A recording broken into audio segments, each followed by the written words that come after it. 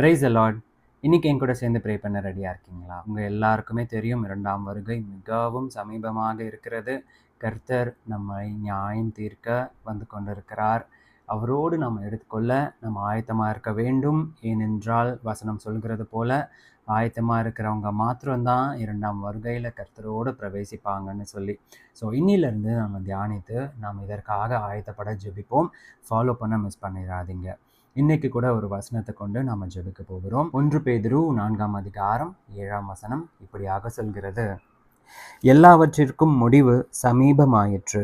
ஆகையால் தெளிந்த புத்தியுள்ளவர்களாயிருந்து ஜெபம் பண்ணுவதற்கு ஜாக்கிரதையுள்ளவர்களாயிருங்கள். நான் சொன்னது போல ஒவ்வொரு நாளும் நாம ஜெபிக்க ஜாக்கிரதையா இருக்கணும். செகண்ட் கம்மிங் அப்படின்னா என்ன? நிறைய பேருக்கு, ஆண்டவரை ஏற்றுக்கொள்ளாத அநேகருக்கு செகண்ட் கம்மிங் அப்படிங்கிற ஒரு விழிப்புணர்வே இல்லை. இன்னைக்கு நான் அதை உங்களுக்கு சொல்ல கடமைப்பட்டிருக்கேன். இந்த வேர்ல்டில் நிறைய உபத்திரவங்கள் இருக்குது இல்லையா? இது எல்லாத்தையும் கடந்து கர்த்தருடைய இரண்டாம் வருகையின் போது இந்த உலகத்தை விட்டு நாம் பிரிந்து கர்த்தரிடத்தில் பிரவேசிக்க போகிறோம். நாம் கடைசி நாட்களுக்குள்ளாக கடந்து போய்கிட்டு இருக்கிறோம்.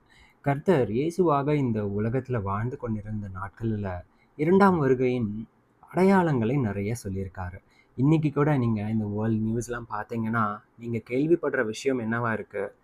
போர், மக்களுக்கு எதிராக மக்கள் எழும்புகிறது, இயற்கை சீற்றங்கள், இப்படிப்பட்ட செய்திகளை நீங்கள் நிறைய பார்க்கலாம். இதே தாங்க இயேசுவானவரும் அன்னைக்கு சொல்லியிருக்காரு. இந்த சயின்ஸ் எல்லாம் இருக்கிறது எதை குறிக்குதுன்னா, கர்த்தருடைய வருகை மிக சமீபமாக இருக்கிறது அப்படிங்கிறதுக்கு தான்.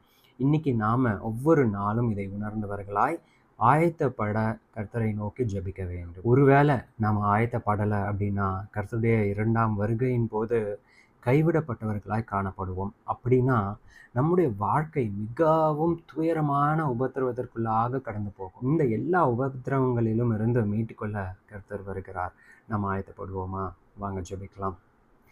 கர்த்தாவே, இந்த ஜெப வேலைக்காக நன்றி செலுத்துகிறோம். பிதாவே, உம்மை நோக்கி பார்க்க ஒவ்வொரு நாளும் எங்களுக்கு கிருபை கொடுங்க. உம்முடைய இரண்டாம் வருகை குறித்ததான விழிப்புணர்வை எங்கள் இருதயத்திற்குள்ளாக தாங்க ஆண்டவரே. இதே பாரத்தோடு ஒவ்வொரு நாளும் ஜெபிக்க எங்களுக்கு கிருபை பாராட்டுங்க. இந்த உலக பிரகாரமான தேடல்களில் இருந்து நாங்கள் விடுபட்டு ஆண்டவரே உம்மோடு பிரவேசிக்க அந்த வாஞ்சை எங்களுக்கு கொடுங்க ஆண்டவரே. எங்களுடைய பாவங்களிலிருந்து நாங்கள் விடுபட்டு உம்மை நோக்கி பார்த்து எங்களை பரிசுத்தப்படுத்திக் கொள்ள எங்களுக்கு கிருபை பாராட்டுங்க. ஒவ்வொரு நாளும் உம்மை நோக்கி ஜெபிக்கிறவர்களாய் நாங்கள் காணப்பட உதவி செய்யுங்க. எங்களையும் எங்களுடைய உறவினர்களையும் நண்பர்களுக்காகவும் நாங்கள் ஜெபிக்கிறோம். அவர்களையும் உம்முடைய கரத்தில் கொடுக்கிறோம். ஆண்டவரே, வருகையின் போது ஒருவரும் கைவிடப்படாத படிக்க ஆண்டவரே எங்களை தகுதிப்படுத்துங்க. எங்களை ஆயத்தப்படுத்தும்படிக்காக ஜெபிக்கிறோம். மீட்பர் இயேசுவின் மூலம் ஜெபம் கேளும் எங்கள் ஜீவனுள்ள நல்ல பிதாவே. ஆமென். God bless you.